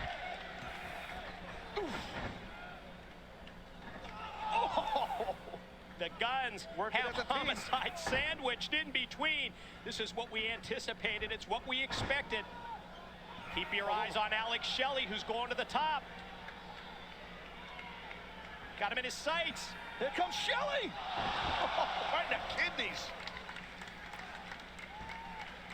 So far, I mean, you know, if you are that dude looks pissed. I don't know why. Have fun. Enjoy yourself. No time really to prepare that the guns were going to be in this match. And there's no question that is what we talked about earlier when we said how this match, the complexion, just changing dramatically. Oh, Daniels a heck of a right hand, and now Daniels, there might be a, did he just slap his ass? It's kind of weird. That's Shelley. I think he did a little spank job there, right? Yeah. Quickly to the top. Here goes Saban. Yeah, that's a Daniels little up weird. on the shoulder of the Guns tag partner. Missile drop kick turned Daniels inside out. Good God. A monstrous missile drop kick. And that was so close to Daniels landing on his head. Now Red trying to go up, get a hold of his Is Saban's Fang just spanking asses now? What the fuck? Why did he spank two different guys? Panic, screaming and yelling, flipping out. And I don't blame Don West if he is doing those things. One of those situations that sounded real good on paper. I don't think it was an open fist. Division championship being put on the So I line think it was a by spank. Amazing Red, but I wonder if Don's having second thoughts. And so far, the Machine Guns working as a team. Oh, no. Oh, no. Oh, I wanted to see that. That would have been a cool move. Out of harm's way.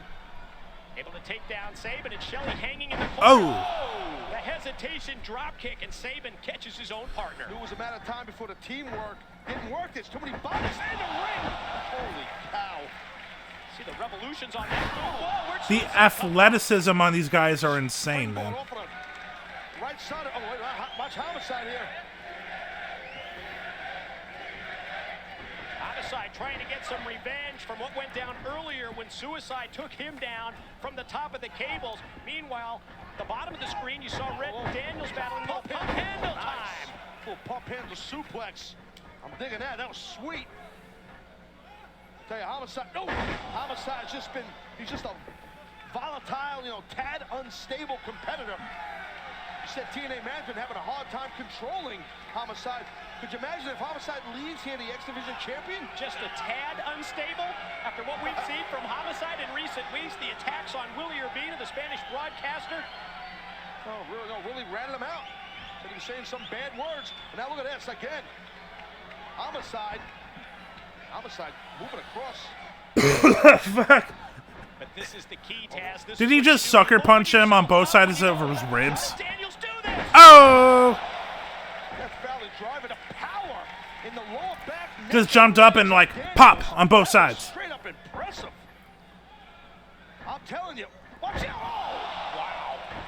Daniels dropped and spiked actually right on his head by Amazing Red. And you said it earlier, that upper body strength, it's so important in a match like this when you've got to be able to climb and you've got to have that, or you've got to have agility like Red does. And we're seeing right here, if Red can pull it off, you want to try and use your arms and hands and shoulder strength and neck strength to inch across the rope there to get a hold of the X Division title. Red sees his X Division championship belt hanging down from the middle, and you can see that he's having second thoughts at that point. Should have worn gloves, or maybe Suicide has the advantage because Suicide wears those big oven mitt gloves he has on.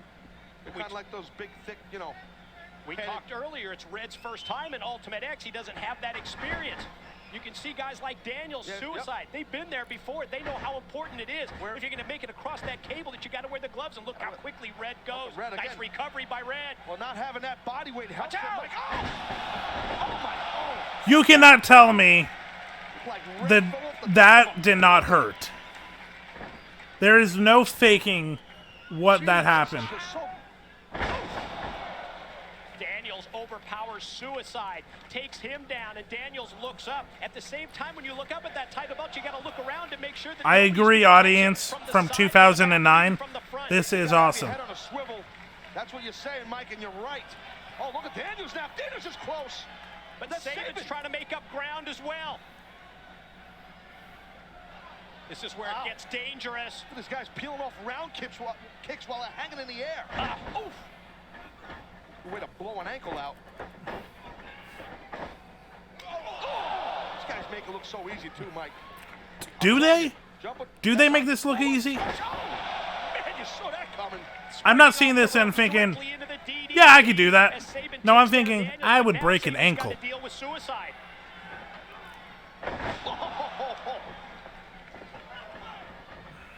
Here comes Shelley. Shelley able to vary up the offense that time. The core strength to do a move like that, flipping over someone's head, and then like slamming with that force, that is insane, man. Gonna go for that kill. There it is. Gringo kill all the way. Nice counter by Daniels.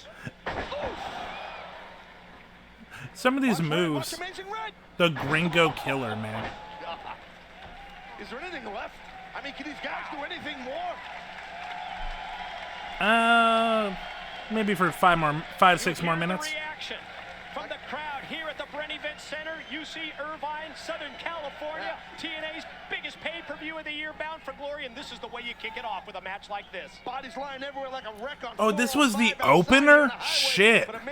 This is a really good opener. Again here.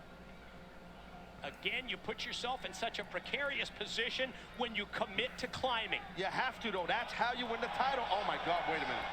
No way. Watch out. Watch out. Wait a minute. Yes. Yes. Yeah! I like destruction.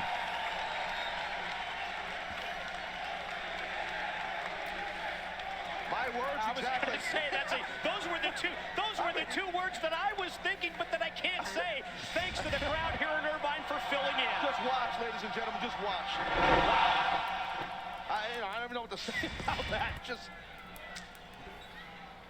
the athletic ability, the energy these men are bringing out here, the desire to become the X Division champion, for Amazing Red to retain his championship. Oh! Wow. Beautiful high collar back suplex by Homicide. Oof. And then Red able to spin around with the kick directly into the face of Homicide. And all of a sudden, Red feels confident as he goes to the top. Watch the twist! Oh, God. Oh. Hit him with everything in this match. Corkscrew move, standing shooting star, and now here comes Sabin. Oh, they love Red. Yep. You hear the chant, he is amazing. They love the X Division champion. Our TNA live audience here appreciates Red's abilities. What Suicide got in mind here for Sabin. Sabin met by Suicide Dangerous, up on dangerous. top. Wow. Holy cow. You gotta be kidding me, man. Sabin just landed right on his face and head. And Daniels. BME, best moonsault ever. Smart for Daniels to do that. Yeah, I give it an 8.5 moonsault. But the best moonsault ever. 8.5. It's almost like we're watching Can You Top This? Move for move, and they keep outdoing each other. Yep, Suicide climbing on the other side there. You see Daniels a little bit higher. Oh, what the hell? Wait a minute. Amazing Red in pursuit of Daniels. Where's Suicide going? These men are all climbing to the top of this structure. Way at the top of the truss, the steel structure. Oh, this is where they're taking danger to another level. You are not kidding. Just be careful here, guys. This is no joke here.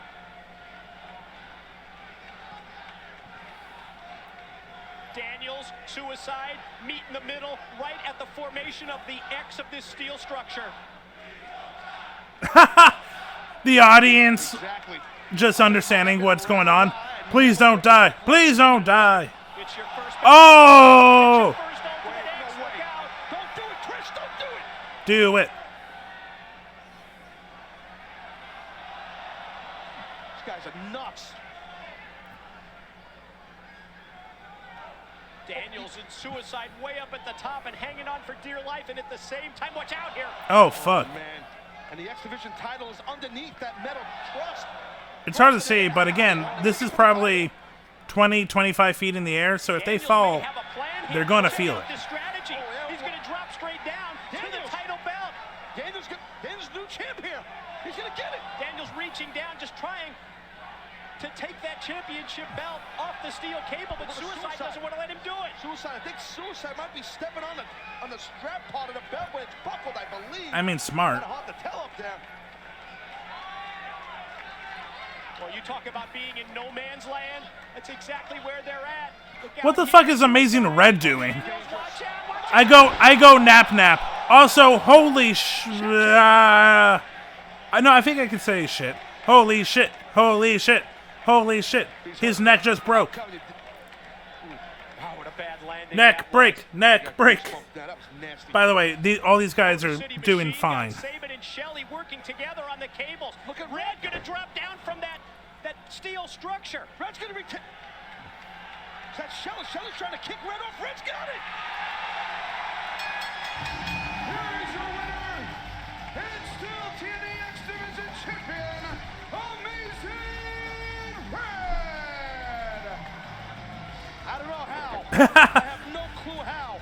falls, injures himself. Well, he's no longer the champion. That was one of the most... Okay, that was fun. Okay, all in all, this was fun. Some things to tweak for sure. But I definitely want to do more acting stuff like this. Maybe some more monologues, bring more people in. Definitely not going to be a weekly thing. Definitely more of like maybe a once a month thing. But yeah, that was fun. Let us...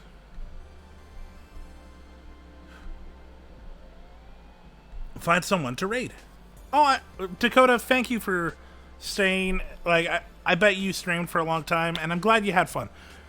This was my first time doing something like this, and like, even though I'm doing streaming and other stuff now, I still love performing, and God, it was so good. It was so great. Also, I got also a really nice wrestling match. But yeah, let's find someone to raid. Who's on? Oh, okay. Yeah, I haven't raided Ryuk in a bit.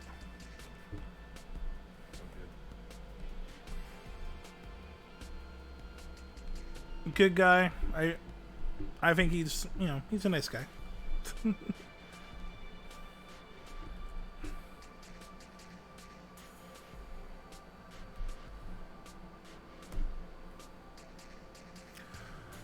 So, thank you for watching my experiment. Next week, we'll go back to playing more of a first, you know, a story-driven game. Don't know what it's going to be yet, but yeah. For now, enjoy Ryuk's, and I will see you Thursday for more Kids on Bikes TTRPG. But for now, peace.